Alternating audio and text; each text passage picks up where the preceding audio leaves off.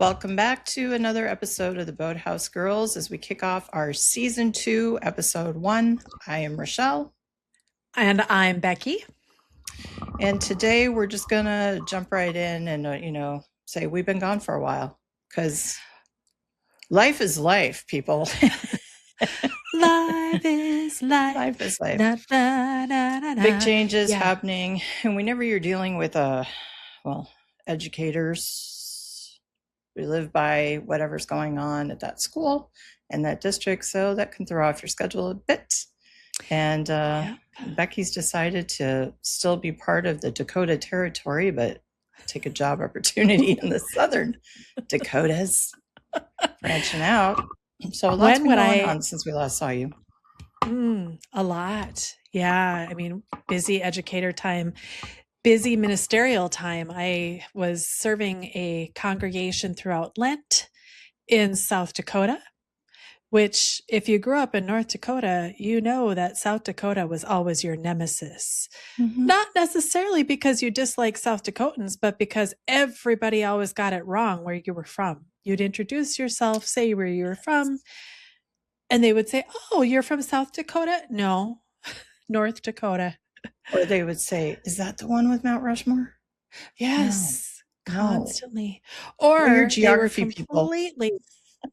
Yes. Well, or they had no clue and they were like, "Oh, the Dakotas." I'm like, well, the territory hasn't been the Dakota Territory for over 100 years, but okay. Yeah. So no, I have decided to accept a call with them and going to stay. So now I'm in the middle of figuring out how to pack up my life and move from Minnesota to South Dakota. And I'm still not sure how I feel about that because I really am a North Dakota and Minnesota girl, but here I am. And the people where I am, the place where I'm going, everything is lovely. They're wonderful.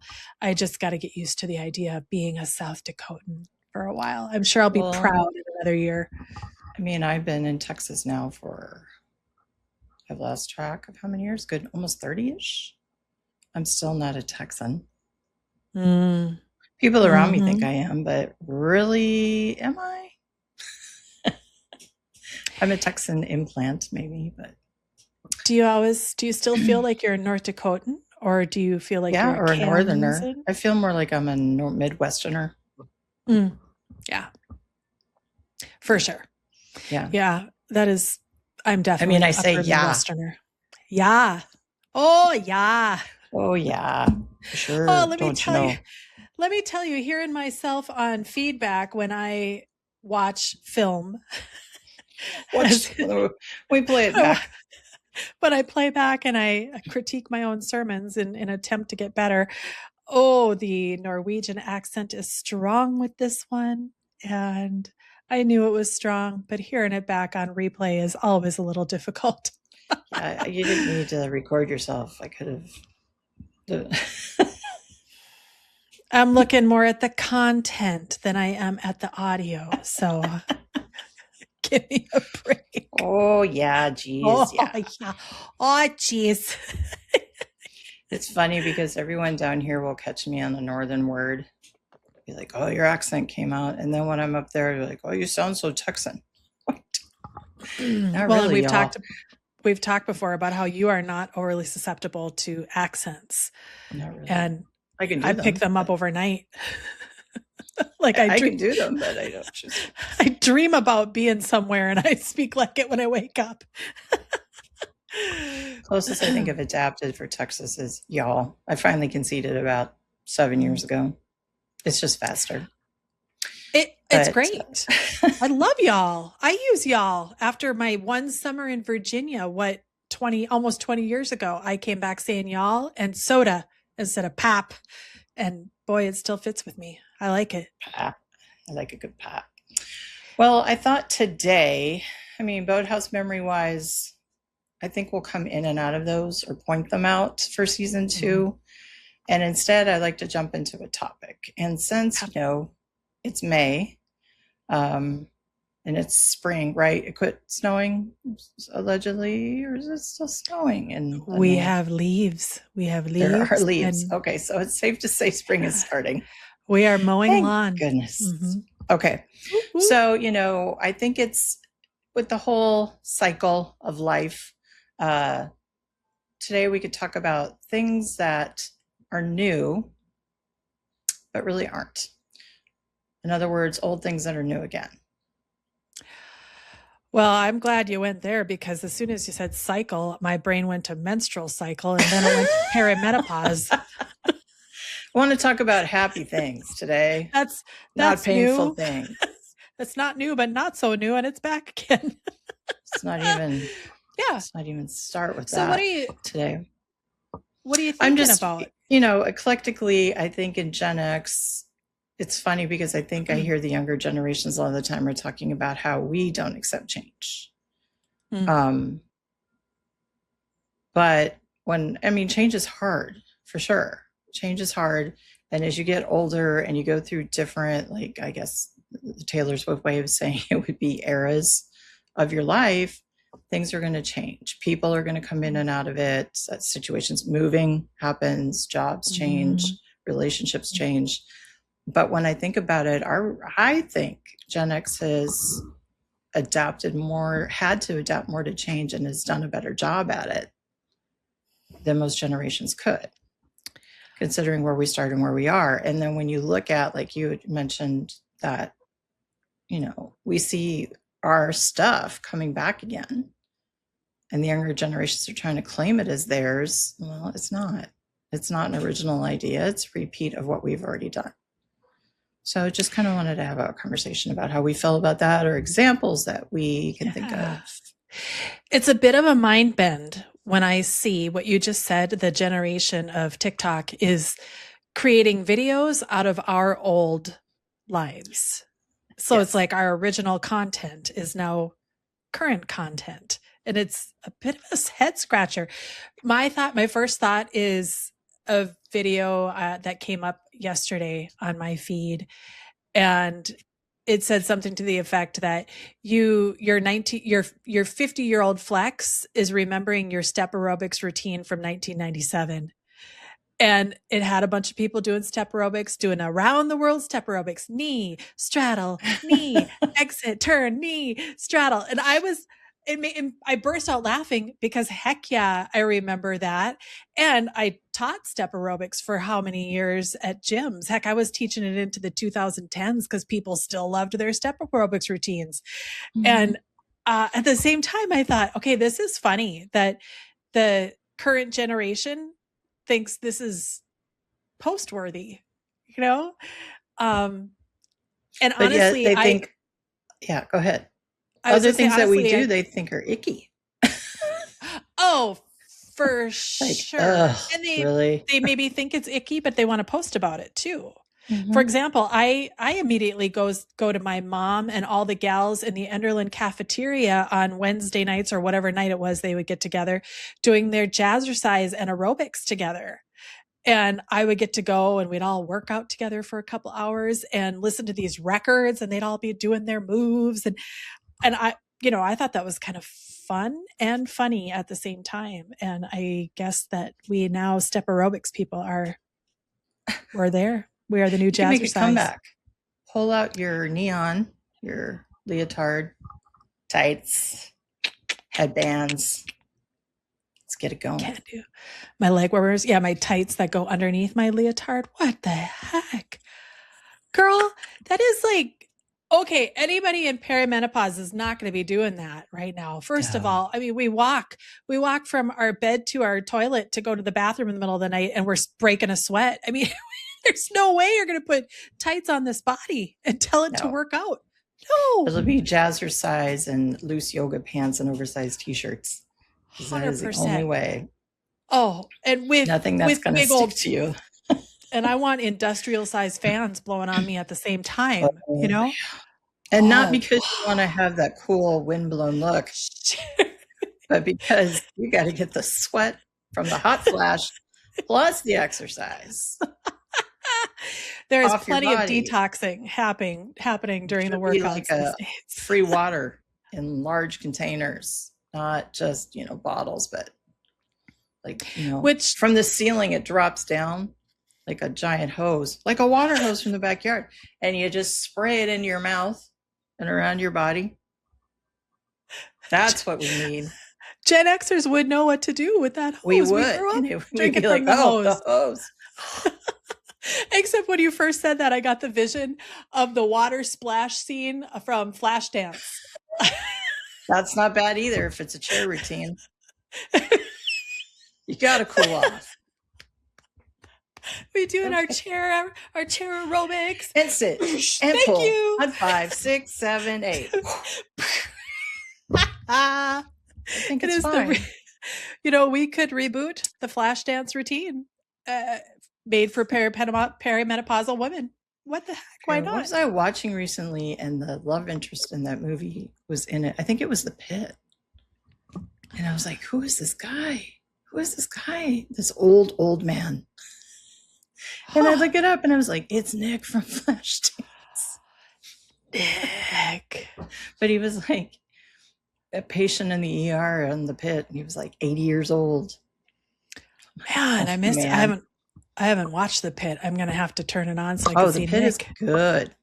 Shout out. That's what to I it. hear. That's really good. Really? Sean got me watching it. Mm. So yeah, I enjoyed it. But going back to new is old. Well, here's another example. So recently in the school that I'm in, we had a prom emergency. And I say this with, and the prom emergency is because the kids who throw the prom, which is traditionally the 11th graders, throw for the 12th graders, and that's the junior senior prom in our program. They're small, so raising money is not always an easy task. And when you're a class coming out of the pandemic and you just don't feel the need that you need to do anything, sometimes we don't raise any money. And, there were issues like we have an amazing individual in our community that donates a venue to our students, but it wasn't available the same weekend they could get the DJ they could afford. Oh, okay. Ooh, and the program has been growing more. So really the fire occupancy, we're kind of over it if you add in the chaperones.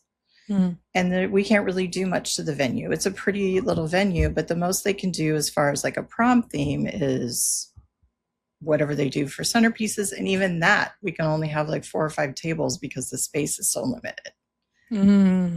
So there's not a place for everybody to sit if they want to sit down. It's very limited in decor, that type of thing. So when we realized there was a conflict with dates and money and DJ and all this other stuff, I was like, well, guys, the other option is we do it here in the gym. And you would have thought the world would have ended. Okay. Gym.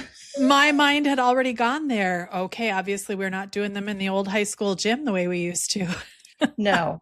Somewhere around the time the movie She's All That came out is when high school started moving to fancier venues, off-site, all this other stuff. And I explained to the kids, like, to rent a venue that is just basic, with basic stuff for your decor and not a real theme or anything like that. Like they don't even have money to do, how we used to do like favors and stuff like that. None of that happens so much anymore. If there's not money, that's the first thing to go. So I was like, just to rent like a venue like that for realistically 4 hours, not counting the time to decorate. How much do you think that is, guys? And they're like, I don't know, 1,000. So the concept of money, I was like, no, it's like, if you're lucky, $5,000-$6,000. Yeah, if you're lucky. Yeah. And okay. So long story short, they conceded and they're like, but it's going to look like a gym. And so what I said to them was, hey, back in the 80s and 90s, we had our proms in a gym or a multi-purpose room on site. And part of the fun of it was the class that decorated. You were up all night, getting it ready, getting it going. You bonded, you connected. It was your project. Your parents were there sometimes to help. And I said, and it never looked bad. Are you saying that we had ugly proms back in the 80s and 90s because you're wearing my old dress now? Like, right. I beg to differ. The decor is coming around in some ways. Maybe not the big foofy dresses, but some of those dresses are back in style. Heck So yeah. the seniors were like, okay, fine. But I mean, we have a historical, our high school's, it's a historical landmark. So it's the old barn gym with the woodwork up in Mm, top. And it's not like, just lights. And it's not, there's ways to yeah. cover bleachers and build walls and do Yeah. things. Yeah. So I had to turn on my creative brain and along with my friend Joanna, and we were like, look, it's going to be fine. And we're going to see the basketball hoops. Nope. Nope. Nope. Nope. There's a way to hide basketball hoops. Everybody calm down. Absolutely. And it turned out Oh, great. They had a great time. And what I noticed is when we pay for, or don't pay for, but when we have it in the small venue, the only yeah. thing they have is to dance, maybe take one picture, right, in the corner Mm, and wait for awards. We were mm. able to, the girls or the officers that planned this had like stations of different things. So the Cool. theme was like big city nights. It was like New York City, and there was a snack stand, and then there was, you could have your picture here. There was a photo booth. There was the gala, like the what am I thinking of? With the museum. Help. Big city, or like the Metropolitan Museum of Art. Yes. Okay. Yes. So they had that, and they had artwork displayed, and they had Good red carpet, Lord. and then the outside, because it was our space, we could do Wow. stuff to it. And the outside, we had, they turned the courtyard area into Central Park. And one of the teachers had a hot dog stand, and that was their food. And like it, and How? then we had Broadway, we had all the music, musicals up, and they had things to do, pictures to take, move around, and they stayed longer. They were more engaged. They had been like, oh, Man, you and I were robbed. We had to go and dance with our dates. We didn't get to do anything oh, they else. danced too. They were, I know, and but we that's the didn't other get to thing walk I've through noticed. art exhibits. True. But what I also noticed over the last few years, or when I've chaperoned prom for the last several years, actually, they won't start dancing until my friend Vivian and I get out there and do a line dance. For And then they sure. follow, and then they keep going. So I was like, Mhm. Vivian, I think we need to go line dance. It's been long enough. And I go and I look, no, they're already dancing. All of them. They're out there. I didn't have to. It's like, okay. Oh, I love that. So I was like, in the Yeah. end, see, we knew what we were doing back in the day. Right. It was Right. more personal. It was more fun. Oh, It was a plus ton they of work. elevated it. It was Yeah, a but they ton of work. look at how they elevated this and had all of those little tiny pockets of things to do. So you didn't just have to sit there and look at the dance floor. You had other things that you could spend No, your and time then all the with. money went into the food and decor. Yeah, how fun. Plus, okay, obviously these kids did not understand the wonderful excuse they would have the week leading up to prom to get out of class. Oh, I have to go do this for the Oh prom no, the decorating. I have to seniors do don't that. get to help. The seniors don't get to help. The juniors were on board because they didn't have money. It was the seniors. I'm going to Oh, have to go to prom or I go to school every day. Yeah. okay. But that actually heightened it because the seniors are like, what's going on in there? What's happening? And then I wouldn't let Mm, them in. I was like, no, yeah. it's a surprise. I'm like, it's supposed to be a surprise. And your theme Yeah. is supposed to actually be a theme, not one centerpiece. I think this is a great example of bringing it back. Way to go. Way to So, go, I Ms. mean, Downey. I think some things that we used to do still have value They if do. they can see Yeah. it. Yeah. Oh, for sure. And if they can make it their own. Yeah. Yes. Which they did. Yeah. We used to love seeing what they came up with for prom every year. So much It so was we used it the next weekend for junior high prom. absolutely. And then if we were lucky and maybe had a parent who had keys to the school, we could go before teardown happened the next Monday and we could take some of the fun decorations because they were just going to get thrown. And so my Yep. whole bedroom one year was prom, literally those metallic streamers hanging down. I put them all up on my ceiling. I had the curtain in my bedroom. Yeah, it was a good thing. And Bart had the keys and I could go take things down. It was great. And Bart was all about, oh, they better not be wrecking the gym floor. He and all That the was coaches the would tricky stand part. there. How are we going to protect the floor with the high heels? Yeah. Mm-hmm. Oh yeah. And then if you put down a paper walkway or something, somebody was always scuffing their heel in it. I mean, there were problems, but We ripped it it. was great. Yeah, Well, it was now great. they make you can purchase the junior classes that we found vinyl to go roll out dance floors. So we bought a couple of those and used the tape to hold them down Nice. to just at least hide that you weren't doing a free throw at prom, Good idea. and it worked. You It know, worked. I remember my class in Enderlin. When we were freshmen, we were all talking in study hall one day, as we were wont to do. And we had the plan that we were not going to be the traditional romantic, everybody's done that kind of theme for prom. And, we had all sorts of different ideas. Our favorite one that we were hell bent it was going to happen was a Rocky theme in which we had boxing ring, throw a couple bloodied towels in the corners, have all the red, white, and blue streamers on. I Everybody must dances break you. everybody dances in the middle of the boxing ring. Man, we loved it. We thought it was the best idea ever. And we were trying to get Mr. Kramer to get on board with that. We thought it was great. Well, then junior year came, and let me tell you, the theme was, get ready for it, heaven.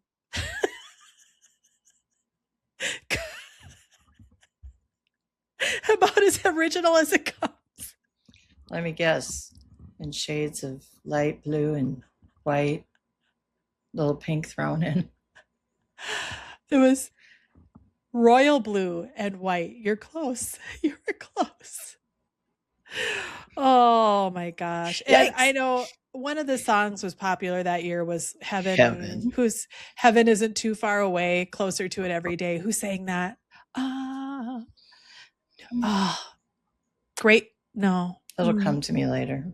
Me too. 2 a.m. It'll come to my brain. Whoever I thought remembers maybe that. it was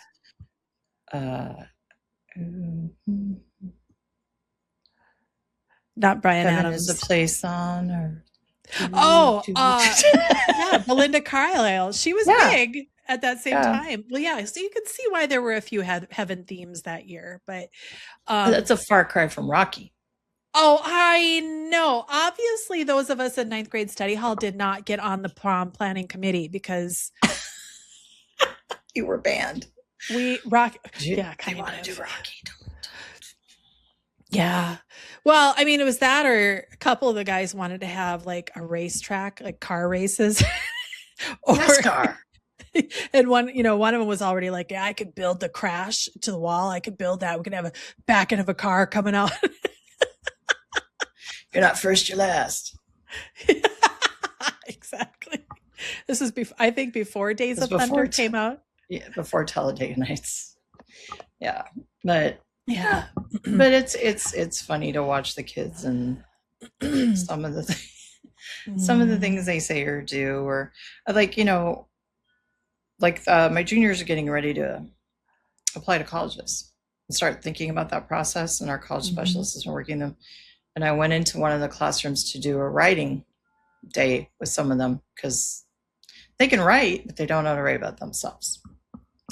This generation struggles with talking about themselves, which is interesting to me because they judge other. Okay, so anyway, maybe they're afraid of being judged. But the college admission system has become out of control. Like the University of Texas down here had over 90,000 applications this year. And then I'm seeing this. Thank God I'm not on that selection committee. Yeah. Can you imagine? And so we're talking about, when my college specialist and one of my teachers went to this really great, convention and spoke to representatives, and they're like, the more we have, the less time we have to review an application. So when they're looking at it, they're like 5 minutes tops per applicant, and that essay they've worked so hard on, maybe 2. And if they see something they don't like, boom, on, right? Because they don't have a choice anymore. And so, my kids are all upset, but then I've also been seeing a trend in this generation where they're applying to somewhere between 15 to 25 colleges. And I'm like, guys, you only go to one. Yeah. You go to one. But it Yeah. is part of the social media or the whole idea I can brag I got into these and I can do a video of all these schools. But when you apply to that many and everyone around you does, guess what happens to how many people are applying to each university you want to go to? And there go Yeah. your odds of getting in. Like Yeah. you're Stop doing, I it. was like, your generation has done this to yourself. And one of the boys was like, well, maybe there's just more interest in college now. I was like, have you looked at the economy? No, that is not what it is. It's not what it is. A lot of your jobs where you're going to make more money has nothing to do with college. That is not where it is. Guys, you've got to stop this. Like, how many did you apply to? Oh, let me think. Well, first of all, we had to fill those suckers out by hand in that day and age, and it took Maybe that's the key. forever. Yeah, I mean, Go honestly. back. So I'm trying to think. 1, 2, 3, 4, 5, maybe. And that Mhm. was because I had gotten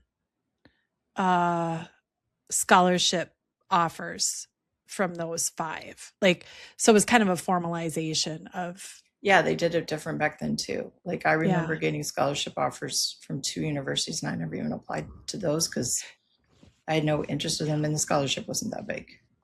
Yeah, Would no, have paid same. for my books probably. Yeah. At But that time, it was kind of like, here, we're going to give you this tiny little scholarship to get your interest. And then if you applied, they would take a closer look and you could get more right, scholarship money, right. which was, worked out for me in the end. But I think 5 or 6 probably at the most. Yeah. Yeah. One of those I was was KU. I was going to come down to you. And do you remember Aunt gotcha. Mary? Yeah, that was never going to happen. That was a waste of time on an application, ma'am. Mama Mary just about had an apoplectic fit. You can't go that far away. What if something happens? And I said, well, And you had an automatic Aunt Betty and roommate Uncle Larry are there. like half an hour away. Oh my gosh. Yeah. That could have been No, that dangerous was, back in the oh gosh. Oh, I fully think it was wise that we weren't at the same school. I And it mean, was I used probably, to have just the weekend once a year visit from cousin Trent. and we still talk about those. And those were good weekends. They were good. excellent, iconic weekends. Plus, Good I was a time. small town girl coming from a small town. It was good for me to go to a smaller college. It was a good thing. And my daughter, same thing. She knew after, she always thought she was going to go to NDSU. That was always her goal as a kid growing up. Grandma and grandpa lived there. She loved it. Everybody cheered for the Bison. That was where she was going. And the more she toured and stuff, she just thought, Mom, I might need a smaller school. She just That's knew that nice. she did better in a little smaller atmosphere. And I think it was wise. And I wasn't nearly that thoughtful about it. She knows herself way better than I did at that age. And I ended up going where the most scholarship money was. If I had gone to KU with you, I don't even know what my grades would have been like the first year. Probably like because mine. I learned to socialize my freshman year of college. Yes, so did I. That's where I learned it all. Yeah. And then some. But yeah, I've been like trying to have those conversations like, yes, UT is, but you're in a very small program in a small school. Mm-hmm. Do you want to be at the largest campus in the country? Mm-hmm. Is that? Mm-hmm. I mean, I told him, I said, I went to a smaller school, but I was excited about the big campus and getting lost in it. Like, you have to want that. So I chose back then it was a big 8 school, but now it's a big 12. So you have to know what your interests are. Do they have the major you want? Don't go just because your friends are going. Mm-hmm. That's not going to work. Yeah. So And it's wise to know, do you like some anonymity in your life, or do you want everybody to know who you are? Do you want your classes to be huge and you know you're still going to succeed because you're a self-starter, or do you need them to be small where the professor knows your name and calls on you sometimes, you know? exactly. Yeah, it's what is going to be best for you. I do think I do think kids are a little bit more self-aware about themselves now and what their likes and dislikes are in some Uh, ways. In some ways. in some ways. Yeah, I like I said, my daughter knew herself way better than I did at that point Yeah. in life. But you know, this also speaks to a video that my brother just sent with me this week, or shared with me this week. And it was a video all about why Gen Xers are the way they are.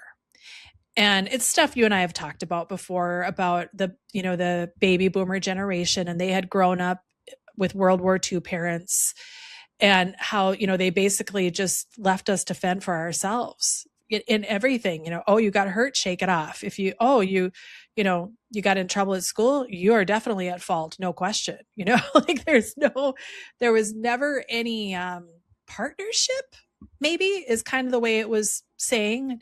And so it was Teamwork. pointing out the fact, yeah, teamwork, coaching as much. Yeah. And so it was talking about how, our Gen X generation has gotten into that helicopter parent, uh, do everything with and for our children because we did not Yeah. have that. And there is some truth to that. And you and I have seen it in education, the shift in parenting over the past 20 years, 20 to 30 years that we've both been in education. And boy, I just had a conversation 2 days ago with a gal here where I live, and she runs her own business and she teaches at our local college in her area of expertise. And she was Oh, talking about the kids right now. And I say kids as in, 20 something, late teens, early 20s. yeah. She was talking about how many of them weren't going to graduate from this program because they didn't have their clinical hours in. And it really was not anything daunting or hard. They just expected somebody else to schedule it for them. And so Yes. she said, yeah, she said it was not because they unable to do the job. They just thought, oh, well, and she was like, I can't believe how many of my students would show up to class with no pencil, or, oh, I don't have that. And she was like, you're in college, right? And I would just nod. And as she's telling me this, she stops mid story. She goes, oh my gosh, of course you get it. You're in education. And I said, yeah, you're not alone. I've seen Yeah. the I mean, same thing. I completely see it, and I've had several conversations actually recently about it. But I see it and I understand it. Our Mm-hmm. generation, we had to persevere. Our parents were the first ones to both go to work in a lot of Mm-hmm. cases. Mm-hmm. Um, we were raised like, figure it out. Or as I used to Yeah. tell my students, solve your own problem. Like, I can't do Mm-hmm. it all for you. I'm not your Google. Let's go. Um, Mm-hmm. and now we've overcompensated, I think, as a generation, and tried to give our children everything that we felt we didn't have. But now we've created this generation where they don't know how to persevere. They Mm-hmm. don't know how to do basic things. The littlest thing can be scary for them. And Mm-hmm. they think everything causes anxiety. Not everything causes anxiety. That moment when you're trying something new is just, you've never done it before. And guess what? When you do it, you'll be Yeah. fine. That's not anxiety. That's No, just being and nervous in a moment. yeah, That's and different. then it's neuroplasticity at play, let Yes. your brain create a new channel for how to do something. And Yeah. Like, yeah, it's I just constantly would shell tell my shock of them. students, I want you to struggle. And they'd be like, what? You want us to, that's not very nice. No, it's the best The thing nicest for thing I can you. do for you. Yeah. Yeah. Struggle is a good And thing. AI is Yeah. not helping them. Oh, not at AI all. is not No, helping them. If they don't no. understand how to use it right, it's not. Hmm. It's scary. Hmm. Hmm. Um, but Hmm. yeah, it's interesting to me how things that come around, like things that change, like even like life changes, like looking at where I'm at in my career and what could come next down the road and what that means. And does that change relationships I'm in right now? Like as far as work relationships, Yeah. what's that line going to look like? And then interesting enough, I got a message in a text group this week from the girls from Enderlin, letting us all know the all school reunion is coming up at the end of June. Are we getting together? And I think the older we get, the more we're valuing the people that understand what it was like to be a kid back then from the same area. Like we want to reconnect more to our roots than we're finally getting to the age where we can start enjoying our lives a little bit. So now we want to reconnect. Yeah. And celebrate each other, which is awesome. I love going home for reunions and celebrating other people. And I've been home for those reunions where somebody is there and they're still bitter about whatever relationship stuff happened from 1987 fight. Yeah, literally. Yeah. At our 20-year class reunion, one of my classmates was royally ticked off on Saturday morning when we all met for brunch because at the street dance the night before, somebody from the class younger than us came up and was telling her, "You made my life hell and I hate you and you did that." And you know, this gal was like, "I'm sorry, I was 17 and if I remember correctly, you weren't very nice to me either. Can we talk about how we're doing now?" And this gal was having none of it. She was fighting and she may have had a few drinks, but she was upset, not letting that go. Yeah. But for the most part, I go with just sheer joy to see people and. Well, yeah. And to catch up. And now that we're all grown up and it's fun. And some of us have a little bit too much fun when we go to reunions. Oh, yeah. But that's also part of the fun. Unless you're the cousin driving the other one home, then maybe not. One time. I'm granted one time in my life. And one is enough. And we hope you've learned. I was going through a very difficult divorce at that time. You were. I stand by my right to cut loose a little bit. You know, it would all have been fine if I had eaten some food that day. But I kind of forgot to do that. I know you did. I appreciate that. Y'all get a cousin like mine who tries to feed you when you're supposed to eat. Even if she's not successful, she tries. Sorry. I mean, got other people in on it. We got to get her to sit right here. Okay. Shout out to Steve Frazee and Tammy. Thank you. God bless them. For trying to get her to sit down. And they listened. Sorry. Just once. No, but I mean, those things are fun. And I mean, my first thought in my head is like, oh, can I go? Same. Checking the calendar. I mean, it's not as easy being way over here, but it's always fun to see if I can. No, I know. And I think, honestly, it's a moving weekend for me, if I remember correctly. Yeah. So I can't make it, which is a bummer. And it's always fun for my class because I graduated the same year as the centennial. Yeah. And so it's always either a half or a full reunion for me. Like this year's 35 years. 35. Yeah. Yeah. So I don't know. The cool part is that even when I don't get a chance to get home for a reunion, some of my high school classmates still get together almost monthly. They try to get together for a meal. Yeah. I'm not sure if they have quite as much lately, but yeah. And then a few of us, our family lake cabins are close to each other. So yeah, the twins and I, if we can, we get together for our birthday. We all had the same birthday, July 3rd. And twins. So yeah. So we usually try to get together at Zorba's or someplace, which is a great time. Yeah. So, I mean, it's nice. The cool part is you just helped your high school kids create these kinds of memories that we're talking about by building their own prom and having it. And they were invested those who showed up to participate. True. The participation wasn't the same, but it got done. And the ones that did were proud of what they did. Remember, when you're in education, if you can impact one child, oh my you've God, done a good job. Then let me retire already. Heck no. If I got to keep working, so do you. We're in this together. I'm pretty sure I've influenced a few now. Can I go? I'm so tired.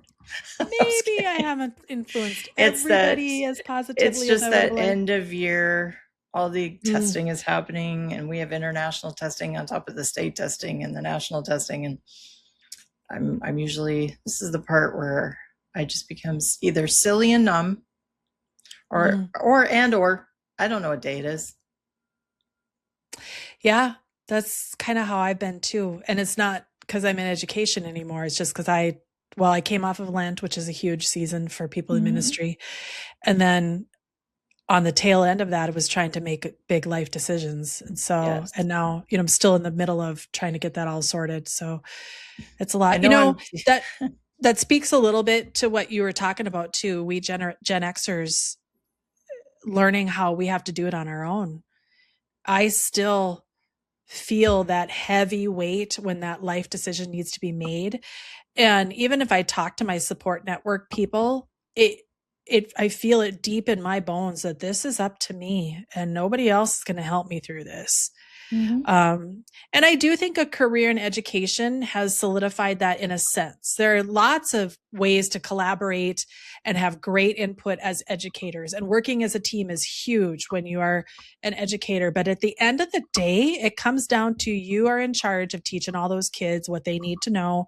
You're in charge of your classroom. I mean, there's a lot of solo work in education too. And so stepping into ministry has been interesting. The church that I was serving over Lent, they found a house for me to stay at and they paid the rent on it so I could stay there. Instead of paying me mileage, they figured out it was going to be a wash. So I was like, boy, you never get that in education. No. Hey, come stay, work for us for a bit. We'll put you up for a while. Yeah. It's great. It was awesome. Because back in the olden days, they did that. Yeah. Your room and board was part of it was your salary basically. Yeah. And they still now, like for my regular salary, pastoral people still get a housing allowance as part of their salary breakdown is what it is. And then, you file for your taxes a certain way, et cetera. But, I wasn't fully salaried with them during that season. And so it was a nice perk that they were able to put me up, and it worked great. It helped me get to know the church. It helped me to get to know the community. I liked it. It was wonderful. But boy, it does take some practice allowing people to do nice things for me, because I have been so entrenched in doing it myself all my life. Well, that's hard. Yeah. And I know I'm not alone. Yeah. We aren't. Like, I've always had a hard time taking any kind of compliment. Like, Sean, my husband, has had to tell me, would you just take the compliment already? Okay. Good job, Sean. He's right. Yeah, he's right. But it's hard to take that, or because when you won something or praise, you were supposed to be humble. I don't know. Yeah. And then it's hard. It's hard doing that. You could be proud of yourself, but you had to lock it in. See, that's where I really struggle. Maybe it's the German Catholic upbringing and our family mixed, but I felt tremendous guilt if I even felt proud of myself. Yeah. It was never an okay thing. You're getting too big for your britches there. Yes. And so now to say, yeah, I did a good job with that, it still feels shaky to me. It's like unsettling. Or I have a tendency to change the subject.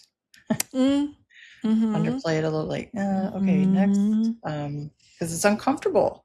And it makes me mad, because I will be the first to cheer on, especially any other woman, or not just women, but marginalized groups of people. I am the first to really cheer if anybody does something well and say, wow, you deserve that accolade. Take it. You did great work. I don't have a problem cheering on other people, but in my peer group. In?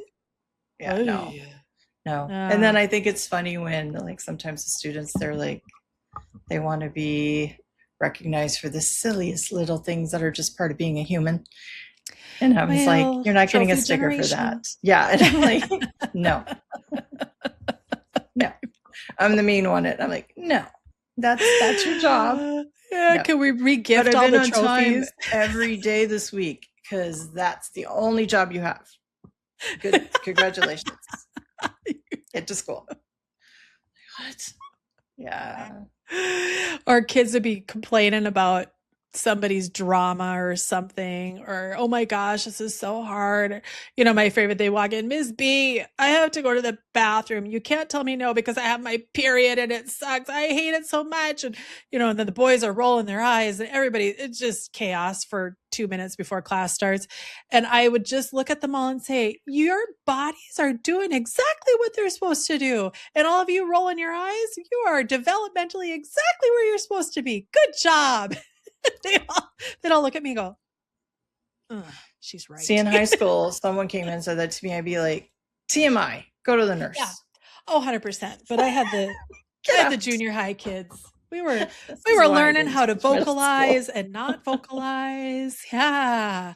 I knew there was something different with this generation when the kids started walking in, and it was just a regular open conversation. And the boys would be like, we don't need to hear about your period today. And the girls would be like, hey, it is a part of regular life. And sometimes we need to take care of things. And the guys would be like, we don't need to know.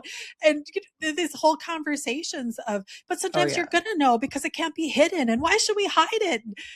All good stuff. Yeah, they look honestly, at it all differently. That is 100% they true. Sure do. They sure do. Yeah. And the girl raised by boomer parents, the little girl in me was going, oh, we don't talk of such things. What are you doing? The thing that shall not be named, we don't name it. You just read. Are you there, God? It's me, Margaret. And you move on. You read the book of Judy Blume and you figure it out. You don't talk about it. Why did Judy Blume not write one about menopause? Are you there, she God? Died. May she rest in peace before she could. We should have had menopausal Margaret at some point in our lives, though, because good Lord, we needed it. And that one would be called, Are You There, Satan? It's me, I'm hot flashing again. Oh, yeah. There are some parallels there. Contextual, but it'd have a whole lot of swear words. Yeah, that would be rated R, not for teens. Not for teens. Right. More of an adult literature that came later. Yeah. Which does make me wonder, what does it say about Gen Xers when 10 years ago you'd go on vacation and every single person on the beach was reading 50 Shades of Grey. Guys, gals, doesn't matter. Every other person had a copy of that book out, or they had it on their Kindle and they were trying to look like they weren't reading it. What does that say about our generation? That's what we want to read. Well, we used to hide certain Judy Blume books too. Although we all like, it's my turn after you. You can't have it now. You'll get it after so-and-so. There's a list. Mm-hmm. And you'd sneak in the library and you'd check it out when no one was there. My kids asked me once, not too long ago, how my generation was introduced to things like PORN. And I would say, in very seedy ways, they would steal somebody's dad's Playboy magazine, or somebody's parents had a video or something. I mean, it was never easy to be exposed to that, except then I thought about it and I said, well, wait a minute. Around 8th, 9th grade, almost every bus trip I was on for whatever team or event, somebody had a romance novel. And then it would get passed around the bus. The certain pages would be dog-eared. And then even the guys would read it. I mean, the entire bus would read whatever passage somebody had found that was. And the coach up front is just like, oh, they're just so quiet. This is great. Thank God they're exhausted and they're just quiet today. They didn't even notice. Oh, look at them. They're reading. No, it's just quiet. Thank Look at God. them reading. Good job, kids. Get those Hey, SSR points. our vocabularies were increasing along with other things. Too much. TMI on the play. Oh. Oh, and then the discussions that would come out of it. Oh boy. Oh boy. I do It's a remember, different. yeah, on the way to a basketball game, I was a cheerleader, a freshman cheerleader. And, some of the senior girls they tolerated us. Let's put it that way. And one of us brought a book that for that road trip, and they were like looking like, "What are you guys doing?" And we were like, "Oh, we should read these pages." Like, "What are you reading a romance novel?" And they were kind of sneering at us a little bit. Well, halfway to Edgeley, North Dakota, I look back and they're the two lead senior cheerleaders with their heads together looking at the pages. Reading away. Judge not, lest ye be judged. Unless you have subscription to Harlequin in Exactly. 1984. Oh. Well, honestly, you know what? I will give the boomer generation some credit here. For as suppressed as they were about so many things, and they were raised in that generation, you don't talk about your bodily functions or your needs or your desires or whatever. The whole explosion of romance novels that came out of the 80s, our moms found a way. They found a way to let out some of that boomer angst. There was Fabio everywhere. Fabio. He's got to be like, what, 100 now? I don't know. Sorry, Fabio. You're probably not. You've got to be, though. You're going to be late 70s. Where is Fabio? If he was on covers of books when we were teenagers and he was an adult already, he's got to be our parents' age. It's got to be like 70s, 80s. The question is, does he still have the long hair and gray? I don't know. Fabio. I never thought about Fabio being a boomer. He's just in my mind as Fabio from the 80s and 90s. Oh, Fabio grew up. Don't they all? Okay. What do you mean he aged? No. He's Fabio. He can't age. Well, and that's the other thing. I've been like, lately, there's been a few experiences. I'm not going to name names and stuff where I've found out the age of certain people. And I've run to like one of my friends or my husband and been like, do I look that old? What? When I find out they're my age or older or younger, they're my age or younger. And I always thought they were like 5-10 years older than me. And I'm like, do I look? And they're like, no. And so, the best example everybody talks about is the Golden Girls. They're all supposed to be like our age. It's like, do I look like Blanche and Dorothy? They were in their 50s when they shot that show. Yes. And some of the pictures and stuff, I'm like, yeah, we are definitely aging differently. Yeah. But then I also thought, is it because of all the preservatives in the food we had growing up? Did it red dye number 5? Did it finally work to our benefit that we are going to be preserved now? It's done its job. With that. I don't have to worry about embalming the Gen Xers. We're already pickled from the inside out, for crying out loud. All the spam and hot dogs and bologna. All of it. Did it fix something? So is that the fountain of youth of Gen X? A whole lot of, yeah. We got a whole lot of food dye running through these veins. I think that's right. We're good. And I think maybe it's keeping our coloring. I'm not a nutritionist. I don't know. But yeah, honestly, I stopped coloring my hair almost 10 years ago now because at the time I was I didn't know it, but I was sick with Lyme disease and nobody could figure out what was wrong with me. And I remember thinking, I can't put one more chemical on my body because I don't know what's making me so sick. And even the Yeah. smell of it was really making me sick. And I stopped and I started embracing my gray. And I've always been one of those people who's like, yeah, I'm going to just age. I am who I am. I've never felt a need to do Botox or anything. I don't judge people who do. No. It's not me. And I started embracing my gray and I have been very proud of that. I worked for those, just like my wrinkles. True. However, sometimes I will get a glimpse of myself in the mirror and I'll see however my hair is lying. Like even today, I see a lot of gray in some spots and I will do a double take because I do not feel like I look as old as I do sometimes.